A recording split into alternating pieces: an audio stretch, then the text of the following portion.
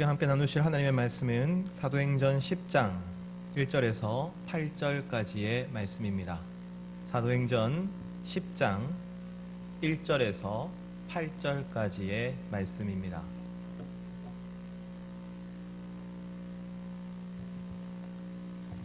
사도행전 10장 1절에서 8절까지의 말씀 함께 교독하시겠습니다. 제가 먼저 읽습니다. 가이사랴에 고넬료라 하는 사람이 있으니 이달리아 부데라 하는 군대의 백부장이라.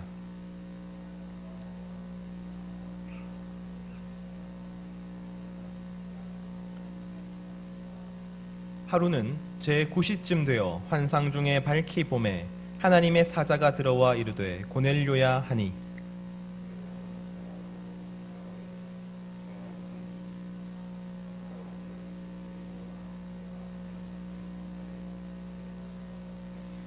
내가 지금 사람들을 욥바에 보내어 베드로라 하는 시몬을 청하라.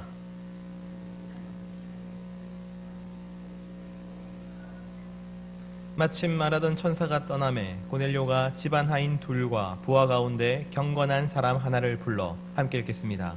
이 일을 다 이루고 욥바로 보내니라. 아멘. 오늘은 성령 충만의 결과 두 번째 시간입니다. 지난주에 우리는 성령 충만의 결과 첫 번째 시간을 함께 나누었습니다.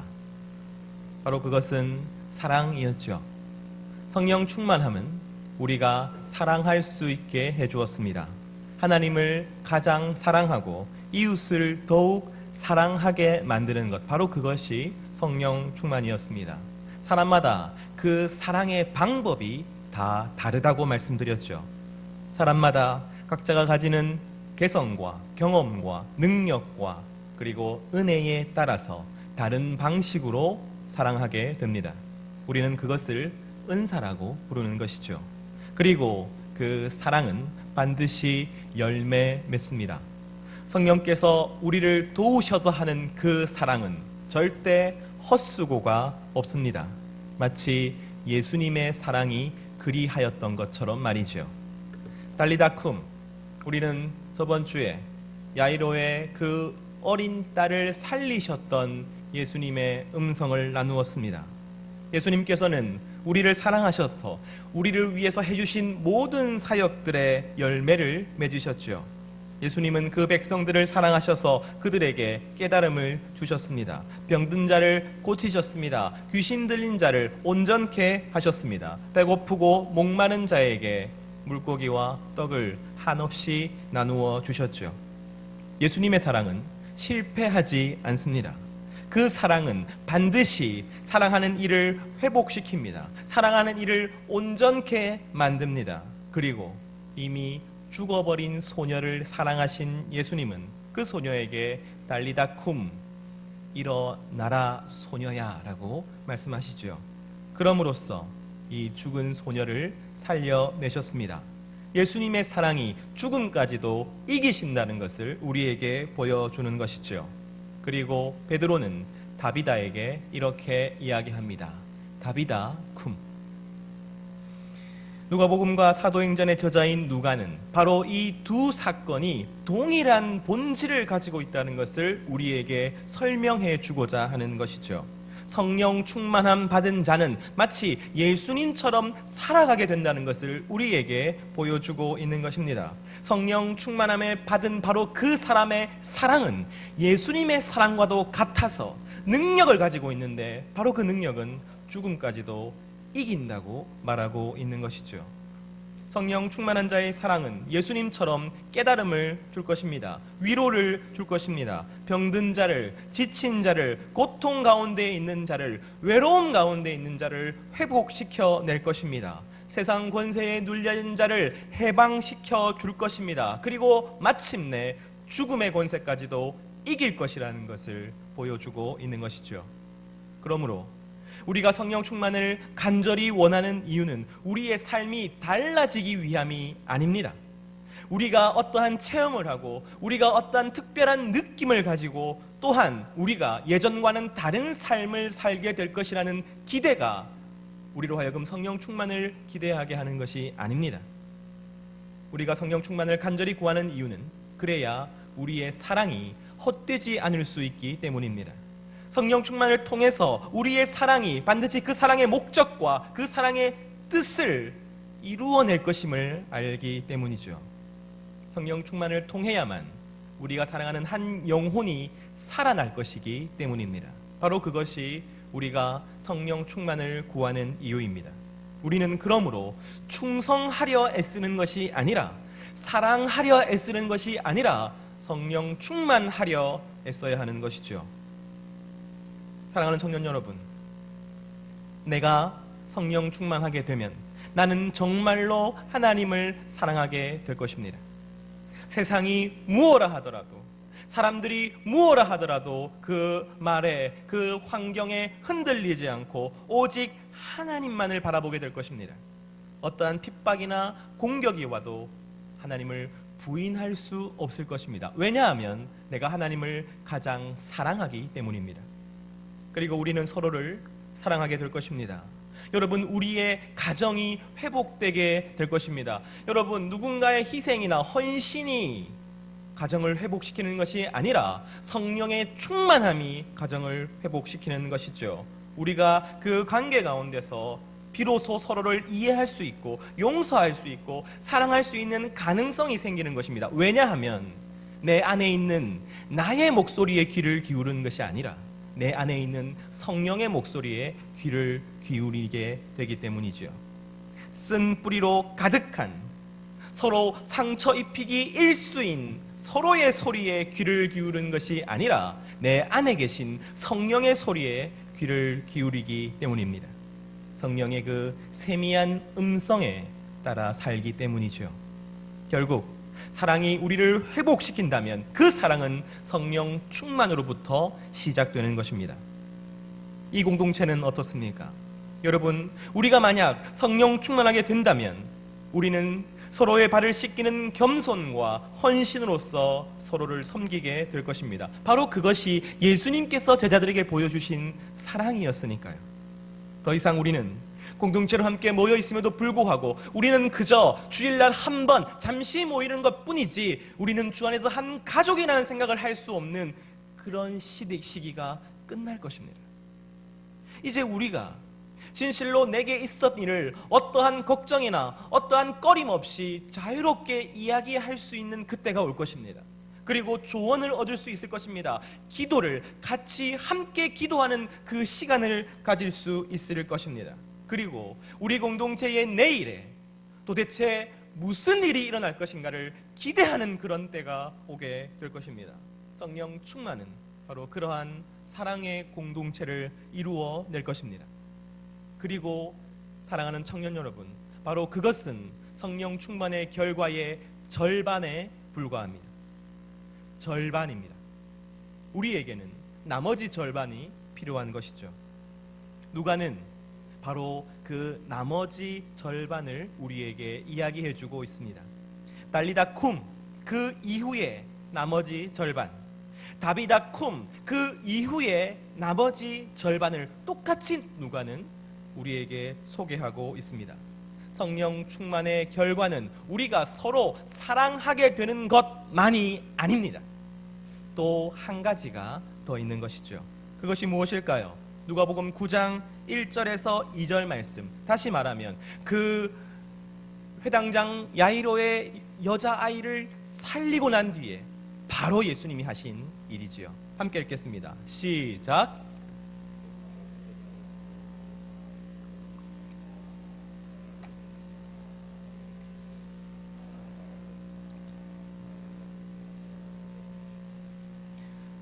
여러분, 우리가 이 말씀을 읽을 때 우리는 능력이라는, 권능이라는 이 단어에 집중합니다. 우와, 예수님께서 귀신을 제어하고 병 고치는 능력을 제자들에게 주셨다고?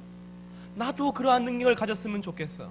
제자들이 참으로 부럽다, 이런 생각을 하게 되는 것이지요. 하지만 예수님께서 제자들에게 주셨던 능력은 아주 특별한 초능력이 아니었습니다. 여러분, 그 능력은 바로 예수님께서 보여주신 능력이지요. 예수님께서 지금까지 제자들과 함께 있으면서 보여주신 바로 그 사랑의 능력이었습니다. 우리는 이미 그 능력이 어디서 오는지 알고 있죠. 우리는 저번 주에 그 능력이 무엇으로부터 오는지 알고 있습니다. 바로 그것은 성령으로부터 옵니다. 바로 그것은 성령 충만으로부터 옵니다. 그렇다면 오늘 제자들이 받은 이 능력은 아주 특별한 초능력이 아니라 바로 성령 충만으로부터 오는 능력인 것이죠. 제자들은 성령의 능력을 힘입었습니다. 이 성령은 지금 우리 안에 있는 성령과 다르지 않습니다. 동일한 성령인 것이죠. 그렇다면 우리가 이 구절에서 주목하여 보아야 할 것은 권능이 아니라 마지막 내 보내시며 라는 이 단어입니다. 예수님께서 야이로의 딸을 살리는 것을 제자들이 보았습니다. 그들의 마음이 어떻겠습니까? 그들의 기대가 어떠하겠습니까? 죽은 자가 사랑으로 살아났습니다. 이 다음에 예수님이 무엇을 하실지 기대되지 않겠습니까? 그 예수님의 곁에 딱 붙어서 다음에는 예수님이 무엇을 하실지를 떨리는 마음으로 지켜보고 싶지 않겠습니까? 그 역사와 함께 하고 싶지 않겠습니까? 그런데 예수님은 그들을 내보내시는 것이죠. 각각 흩어서 내보내시는 것이죠. 그리고 그 내보내시는 길은, 그 내보내시는 삶은 절대로 쉬운 것이 아니었습니다. 누가복음 9장 3절에서 4절 말씀 함께 읽습니다. 시작.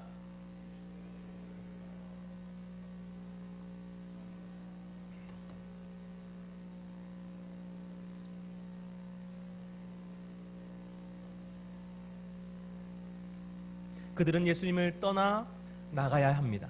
흩어져야 했습니다. 그런데 그 흩어지는 길에는 아무것도 들고 가면 안 됩니다. 지팡이나 배낭이나 양식이나 돈이나 두벌 옷도 가져가지 말라고 하시죠. 그러니까 여행에 필요한, 아니 생존에 필요한 최소한의 것만을 가지고 떠나야 했던 것입니다. 그들은 자신의 먹고 자고 사는 것을 타인에게 의탁하는 삶을 살아야 했습니다. 정착하지 못했습니다. 내일에 어떤 일이 있을지 알지 못한 상태로 또 돌아다녀야 했던 것이지요. 바로 이것이 성령 충만의 나머지 절반입니다. 성령 충만은 성령 충만 받은 그 사람으로 하여금 흩어지게 합니다. 내보내지게 합니다. 떠나게 만드는 것이죠. 여러분, 이 흩어짐을 단순히 석촌동에서 가락동으로 가는 것으로 생각하지 마십시오.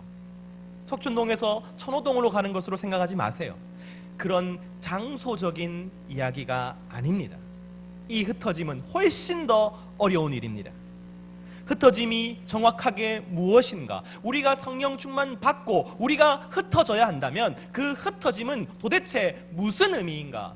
바로 그것을 누가는 사도행전에서 베드로를 통해서 우리에게 더 확실하게 보여줍니다.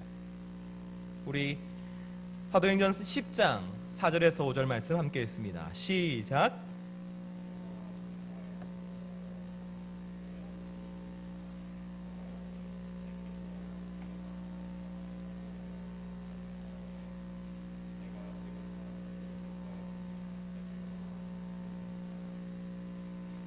야이로의 딸을 살리신 것과 동일하게 베드로는 다비다를 다비다쿰 하여 살려냈죠. 바로 그 다음에 누가는 바로 고넬료 사건을 우리에게 소개하고 있습니다.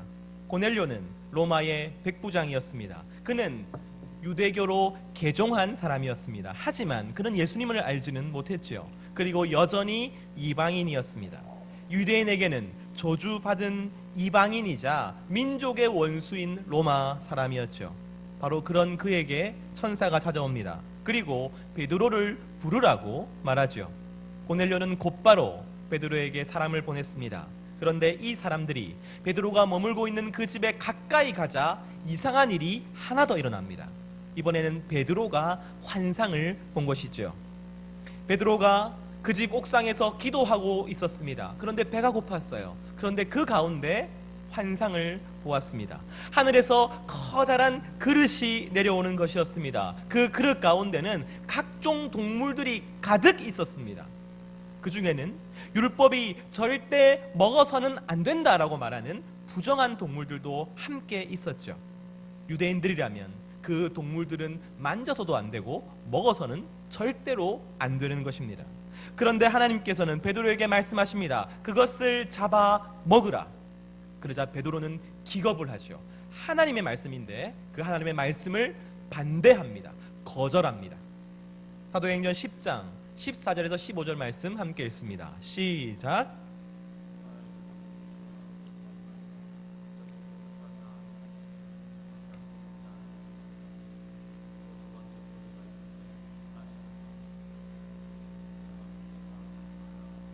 베드로는 부정한 짐승을 내가 먹을 수 없다라고 하나님의 말씀을 거절하였습니다. 그러자 하나님께서는 내가 깨끗하게 한 것을 네가 부정하다 말하지 말라라고 말씀하시죠. 바로 그러한 일이 3번이나 반복됩니다. 이 환상이 무슨 뜻일까 곰곰이 베드로가 생각할 때 그때 고넬료가 보낸 사람들이 도착하였습니다. 그리고 베드로를 청하지요. 이 환상이 무슨 뜻일까요? 이것에 대해서 베드로가 직접 이야기해 줍니다. 고넬료의 초청을 승낙하고 그의 집에 도착해서 베드로는 이 환상의 뜻에 대해서 설명해 줍니다. 함께 찾아보죠. 사도행전 10장 28절에서 29절 말씀 함께 읽겠습니다. 시작.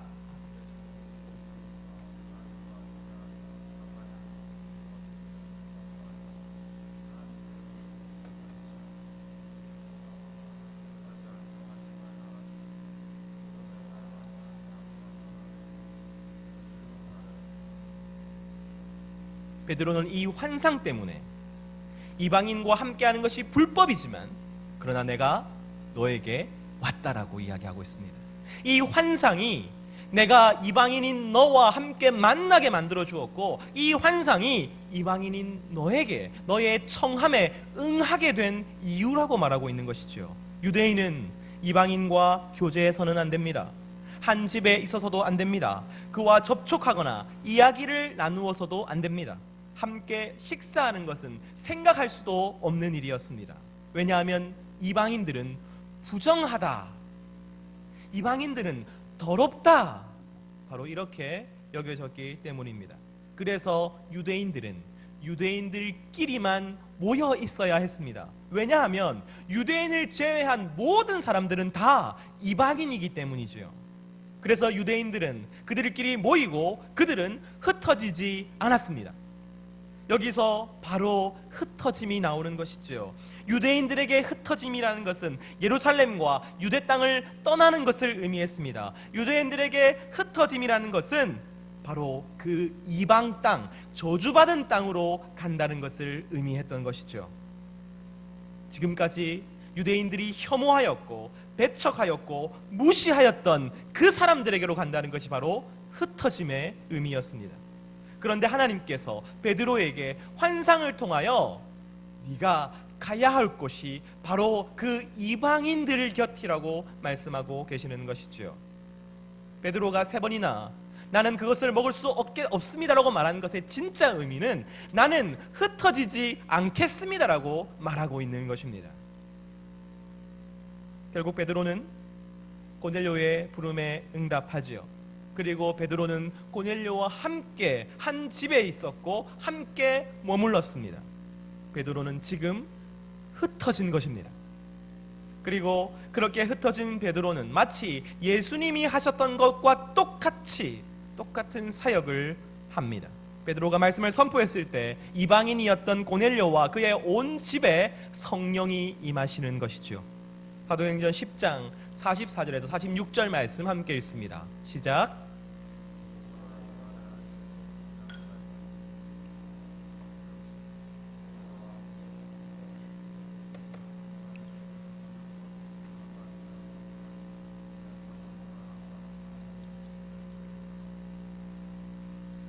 베드로는 성령 충만한 자가 예수님처럼 살아간다는 것을 우리에게 보여주고 있습니다. 핍박과 압제 가운데서도 하나님을 너무나도 사랑하기 때문에 예수님을 너무나도 사랑하기 때문에 자신의 신앙과 믿음을 지켜내었습니다. 그리고 하나님은 그러한 베드로를 구원하여 내시지요. 그래서 교회는 더욱더 든든하게 되었습니다.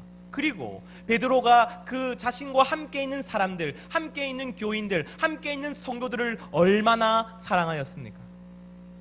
병든 자들, 귀신 들린 자들을 사랑하여 그들을 회복시켰습니다. 심지어 다비다라는 죽은 자까지 살려내었지요. 이것이 얼마나 가슴 벅찬 일입니까? 이것이 얼마나 성령 충만의 그 능력과 권능과 사랑을 우리에게 잘 보여줍니까? 그러나 하나님은 바로 그 즉시 베드로를 내보내십니다. 실제로 베드로는 이 일 때문에 예루살렘 교회로 소환되었습니다. 그리고 책임 추궁을 당하죠. 어떻게 유대인으로서 이방인과 함께 있을 수 있느냐? 어떻게 유대인으로서 이방인과 함께 먹을 수 있느냐? 심지어 그들에게 세례를 줄 수 있단 말인가? 예루살렘 교회는 베드로를 책망하였습니다. 왜냐하면 그들은 흩어진다는 것을 상상할 수 없었기 때문입니다. 여러분, 예루살렘 교회가 초대 교회가 얼마나 아름다운 교회였는지 모릅니다. 왜냐하면 예루살렘 교회는 성령 충만하였기 때문이죠. 그들 가운데서는 진실로 사랑이 차고 넘쳤습니다. 그래서 사람들이 칭찬하고 그리고 교회로 많은 사람들이 몰려들었습니다. 바로 그것이 초대교회의 모습이었어요. 초대교회 안에서는 사람들이 회복되었습니다. 귀신들이 쫓겨남을 당했습니다. 자신의 것들을 모두 다 내어놓아서 초대교회 안에 가난한 자가 아무도 없었다고 성경은 증거하고 있습니다. 그들은 교회에 모이기를 너무나도 힘썼습니다. 그리고 힘써 서로를 사랑하며 예배드리며 기도하며 살았습니다. 그 모습에 세상 사람들도 교회를 칭찬하였습니다. 그런데 그렇게 놀라운 교회, 그렇게 멋있는 교회, 그렇게 사랑이 넘치는 교회를 하나님은 흩어놓으십니다. 유대교로부터 엄청난 핍박을 받게 하시지요. 그래서 교회가 완전히 깨어지고 도무지 예루살렘에 거할 수 없도록 만들어 놓으십니다. 무엇 때문입니까? 바로 그들이 성령 충만의 절반밖에 보지 못하였기 때문이지요. 성령 충만은 반드시 사랑하게 만듭니다. 사랑이 차고 넘치게 만듭니다. 하지만 그 사랑으로 나 그리고 자기들끼리만 행복하고 은혜가 넘치고 그리고 너무나도 기쁘다면, 충만하다면 그것은 성령 충만의 결과가 아닙니다. 성령 충만은 흩어져야 하는 것이죠. 우리가 모여서 성령 충만을 받았다면 우리는 흩어져야 하는 것입니다. 자기들이 흩어지지 않으니 주님께서 주권적으로 그들을 흩어 놓으신 것이죠. 바로 이것이 성령 충만의 온전한 결과입니다. 그리고 이것은 예수님께서 하늘로 승천하시기 전에 우리에게 하셨던 약속이지요. 성령이 우리에게 임하시면 권능을 받습니다. 그 권능은 사랑의 권능입니다. 그 권능은 반드시 하나님 그 결과를 이루어내는 권능입니다. 하지만 권능을 받은 다음에 우리는 흩어져야만 하는 것이죠. 예루살렘과 온 유대와 사마리아와 땅끝으로 우리는 흩어져야만 하는 것이죠. 사도행전 1장 8절 말씀 함께 읽습니다. 시작.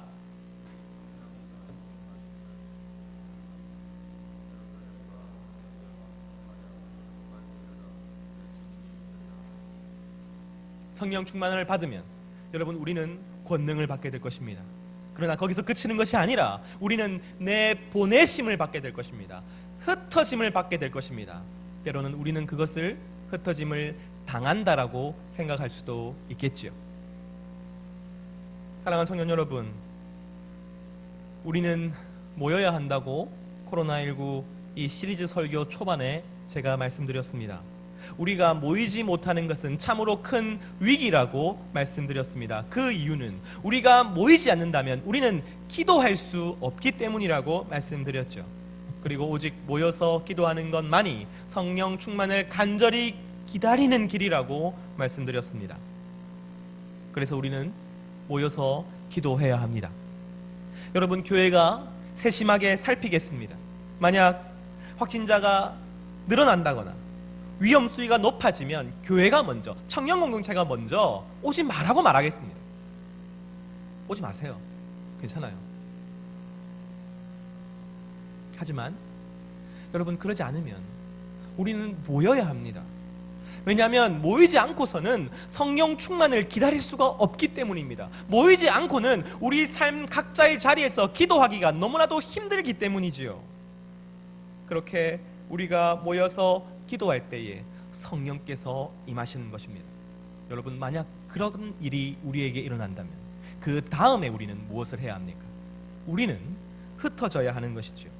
우리는 성령 충만을 받기 위해 모이고, 그리고 성령 충만을 받고서 흩어지는 성도가 되어야 하는 것입니다. 우리 한번 읽어보죠. 시작. 다시 한번 들고 봅시다. 시작. 바로 이것이 교회의 사명입니다. 바로 이것이 교회의 모습입니다. 저는 이런 생각을 합니다. 코로나19는 혹시 초대교회에 닥쳤던 유대교의 핍박 같은 것이 아닌가? 코로나19는 우리를 흩으시는, 그래서 우리가 흩어짐을 당한다고 생각되는 그러한 하나님의 역사는 아닌가? 우리가 흩어지지 않고 똘똘 뭉쳐 있으니까 주님께서 주권적으로 우리를 흩어 놓으시는 것은 아닌가라는 생각을 합니다. 내가 내 가족과 내 미래만을 구하는 신앙에 똘똘 뭉쳐 있어서 주님께서 주권적으로 나를 내보내시는 것은 아닌가 하는 생각을 합니다. 우리는 각자 흩어진 자리에서 살아갑니다. 여러분은 각자 흩어져 있습니다. 바로 그곳이 성령께서 우리를 보내신 자리입니다. 우리는 그곳에서 예수님처럼 살아갈 의무가 있는 것이죠. 예수님께서 우리에게 성령을 약속하셨다면 그 성령은 반드시 여러분 안에 있습니다. 그리고 그 성령은 여러분에게 사랑할 수 있는 능력을 주십니다. 그 능력이 바로 흩어진 그곳에서 나타나야 하는 것이지요. 나와 맞지 않는 사람들이 있다 해도, 내가 싫어하는 사람들이 있다 해도, 나와 상관없는 사람들이 있다 하여도 바로 그 사람들에게 우리의 사랑이 나타나야 하는 것입니다. 바로 그것이 성령의 역사인 것이죠. 사랑하는 청년 여러분, 그리고 거기서 멈추지 마십시오. 흩어짐이란 이방인에게 나아가는 것이었습니다. 흩어짐이란 내가 그 전에는 생각하지도 않았던 사람들에게 나아가는 것입니다. 우리는 그러한 흩어짐까지 성장해야 하는 것이죠. 흩어짐이란 혐오와 차별과 무시 가운데 있는 사람들에게 손을 내미는 것입니다. 때로는 우리도 그것을 거부하겠죠. 하나님께서 이것을 먹으라 했을 때 3번이나 거절했던 베드로처럼 어쩌면 우리는 우리의 삶 모두 사용하여서 그 하나님의 부르심에 거절하고 있는지도 모르겠습니다. 그러나 흩어짐이란 언제나 이방인들을 향하는 것이었습니다. 코로나19는 이 세상에 사랑이 필요한 곳이 어디인지를 보여주고 있습니다. 코로나19는 우리의 관심과 우리의 사랑과 우리의 은혜가 어디를 향해야 되는지를 우리에게 보여주고 있습니다. 여러분, 코로나19가 터진 곳이 어디입니까? 이단입니다. 여러분, 이단의 교주와 그 지도자급과 이단에 속아 넘어간 사람들을 분리시켜서 생각할 수 있어야 됩니다. 여러분, 그 속은 사람들에게 무엇이 필요합니까? 지금 이것이 거짓일 수도 있겠다라는 그 혼란 가운데 있는 사람들에게 무엇이 필요합니까? 여러분, 우리의 사랑이 필요하지 않겠습니까? 그 이후에 어디서 터졌습니까? 요양병원에서 터졌죠.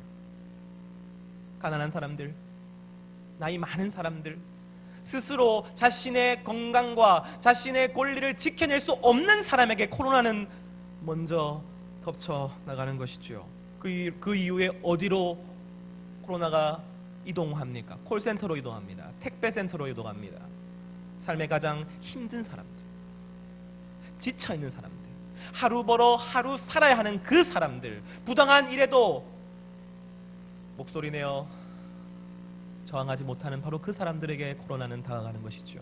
어쩌면 이 코로나는 우리가 누구를 사랑해야 되는지를 보여주는 기회인지도 모르겠습니다. 우리가 어디로 흩어져야 할지를 보여주는 기회인지도 모르겠습니다. 저는 이 코로나가 우리 청년들에게 진실로 내가 어디로 보내심을 받았는지, 내가 어디로 흩어져야 되는지를 알게 해주는 기회이자 과정이라고 생각합니다. 여러분, 진지하게 이 과정들을 보일 수 있어야 합니다. 코로나19가 터진 것은 중국 때문이 아니에요. 이탈리아 때문도 아닙니다. 하나님 때문입니다. 하나님이 허락하셨기 때문입니다. 그렇다면 하나님께서 왜 이 일을 허락하셨는지 질문해야지요. 왜 이 일을, 나를 사랑하시는 하나님께서 왜 이 일을 허락하셨는지를 질문해야 하는 것입니다. 저는 그것이 바로 여러분을 보내신 곳을 찾는, 여러분을 보내시고 여러분을 흩으시는 바로 그곳을 찾게 만드시는 하나님의 은혜라고 생각합니다. 우리 공동체는 어떠합니까? 저는 아직 우리가 모여야 한다고 생각합니다. 우리가 모여서 더욱 뜨겁게 기도하고 성령을 구해야 할 때라고 저는 믿습니다. 하지만 동시에 저는 우리 공동체에서 소망을 봅니다. 우리 리더들을 만나면 우리 리더들 입에서 터져 나오는 소리가 우리 애들 너무 예뻐요. 우리 청년부 너무 소망이 있어요. 코로나19 가운데 여러분이 어떻게 신앙을 지키려고 노력했고 성령 충만을 위해 애썼고 서로 사랑하기 위해 최선을 다했는지 제가 압니다. 그리고 그것들을 확인합니다. 여러분, 우리 공동체는 진실로 성장하고 있습니다. 그리고 그것은 우리 공동체 안에 성령이 계시고 그 성령이 일하시기 때문입니다. 그렇다면 여러분, 모이는 것 이상으로 우리는 어떻게 흩어져야 할지를 고민해야 하는 것이죠. 우리의 시선이 안으로 모이는 것이 아니라 이제는 우리가 어떤 식으로 흩어져야 하나님의 마음에 합당한 흩어짐인지를, 성령 충만에 합당한 흩어짐인지를 고민해야 될 때가 온 것이지요. 우리 다시 한번 읽어봅시다. 모여서 성령 충만 받고 흩어져서 사랑한다. 시작. 우리 그렇게 살아봅시다. 우리 모여서 뜨겁게 예배드리고 뜨겁게 찬양하고 뜨겁게 기도해 봅시다. 여러분, 몸만 여기에 와 있다고 해서 모이는 것이 아닙니다. 여기 와서 핸드폰 보고 있으면 여러분의 마음이 핸드폰에 있는 것이지 이곳에 있는 것입니까? 여러분이 지금 공부의 문제, 직장의 문제, 사회의 문제 가지고 머릿속에 그것이 가득 차 있으면 여러분 몸은 여기에 있지요. 그러나 여러분 마음이 여기에 있는 것이 아닙니다. 여러분 중심이 여기 있는 것이 아닙니다. 모여서 기도하며 우리 성령 충만함을 바라야 하지 않겠습니까? 그리고 우리는 흩어져 사랑해야 하는 것이죠. 우리는 이 거대한 세상의 흐름, 이 시대의 흐름 가운데 스스로를 지켜내기에 급급합니다. 그러나 우리가 이제 우리의 삶의 패턴을 정립시킬 때가 되었어요. 성도의 삶의 패턴을 정립시킬 때가 되었습니다. 그것은 우리가 함께 모여 성령 충만 받고 그리고 흩어져서 사랑하는 것입니다. 그것이 성도의 삶의 리듬이 되어야 돼요. 패턴이 되어야 되는 거예요. 시대의 그 물결에 따라 흘러가지 마십시오. 옆에 사람이, 옆에 동료가, 옆에 친구가 살아가는 것처럼 살아가지 마십시오. 여러분, 모이기를 힘쓰십시오. 그리고 흩어지기를 힘쓰십시오. 바로 그것이 성도의 삶입니다. 그것이 바로 교회의 모습입니다. 저는 그것이 푸르른 주의 청년이 꿈꿔야 할 삶이라고 믿습니다. 이 코로나19 이것이 끝나고 난 다음에 우리가 아무 일도 없었던 것처럼 다시 예전으로 돌아가는 것이 아니라 이 코로나19를 인하여 여러분의 삶의 목적을 찾아야지요. 여러분의 삶의 꿈과 소망을 찾아야지요. 주님이 여러분에게 주시는 그 소명을 찾아야지요. 그래서 이 시간이 끝나고 나면 하나님께서 분명히 나와 함께 하셨다, 나를 인도하셨다라고 고백할 수 있는 여러분이 되시기를 간절히 소원합니다. 그런 고백들이 우리 안에 끊임없이 나오는 청년 공동체가 되기를 간절히 소원합니다. 이 시간 함께 기도합니다. 기도하실 때에 하나님 아버지, 내가 무엇보다도 성령 충만을 구하게 하여 주시옵소서. 그리고 내가 성령 충만하여 흩어지는 삶을 살아가게 하여 주시옵소서. 나아가는 삶을 살아가게 하여 주시옵소서. 이 시간 주님 앞에 기도드리겠습니다. 기도합니다.